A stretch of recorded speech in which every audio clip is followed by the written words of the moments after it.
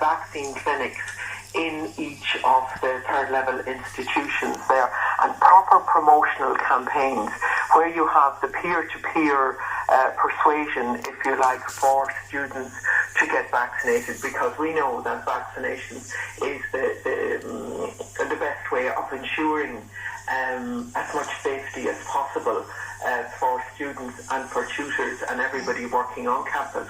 Do you think that students predominantly favour getting vaccinated or not?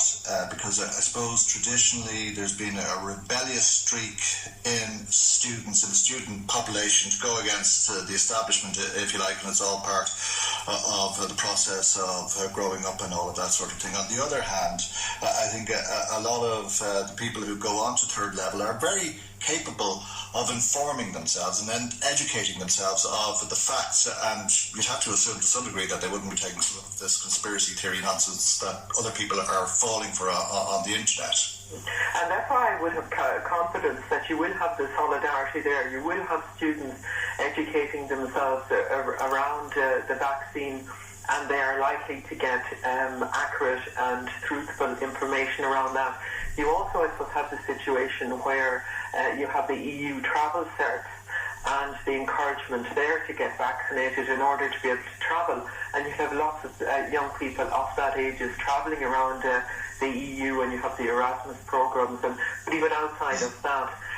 So I think everything points in the direction of a very high number of students taking the vaccine and doing everything that they can to protect themselves, their families, their students, and those that they are in contact with. So, and of course, it's not just campus life. It's not just about being in the lecture hall. There's a lot more to campus life, and it's the social aspect of it that will be very important to young people, and so it should be. And indeed, I'm sure that many of them will want to have their cert, whether they want to get vaccinated or not, in order to get into the student bar or the local canteen or whatever the case may be, where people meet up.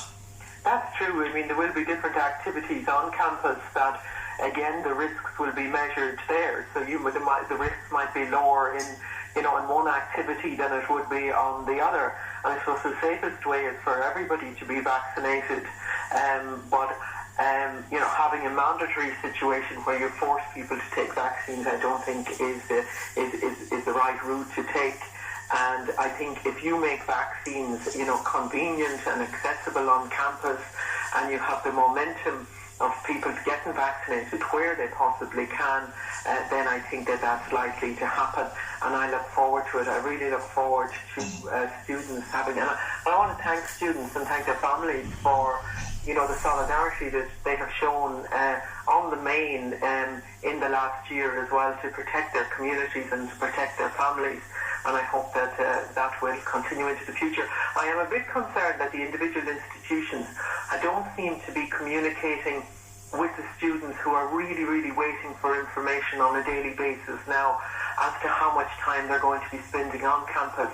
And I don't want to see the same situation ending up around accommodation again, where students have booked accommodation and then find that they have a very limited time on campus. So I would urge, there's two things, but I would urge the institutes to communicate with the stakeholders involved and to continue that collaboration with the Students' Union of Ireland and with the other stakeholders, but with the students as well themselves, to let them know their timetables as quickly as they can. And I would remind students of the legislation that has been brought in around accommodation. For the student-specific accommodation providers, they should not now be demanding large sums of money either in deposit or in money up front for accommodation. That is illegal for them to do that at this point.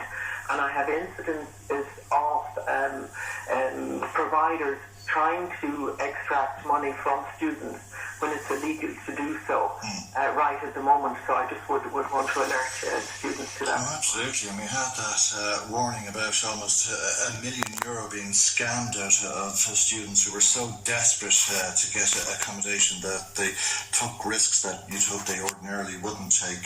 And we heard from USI that people were paying over money for accommodation that they hadn't even seen. It's an incredible situation. It really is, yes, Eddie. So you have that in terms of the illegalness of that, and then you have the other ones, the other student accommodation providers who didn't do the refunds that were paid last year.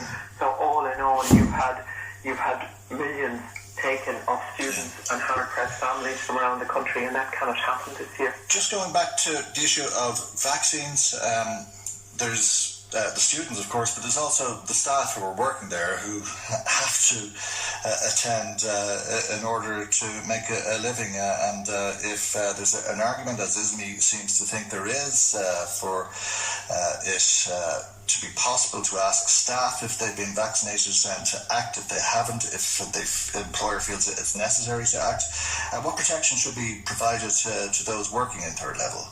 I think that has to be worked out with the staff representatives and the students, or the unions as well, in that. So where there are particular people who don't, particular tutors who don't feel that they can have the vaccine or take the vaccine, I think that things need, and I have had assurances from the minister that will happen, that everything will be done to protect individuals as well working within the sector.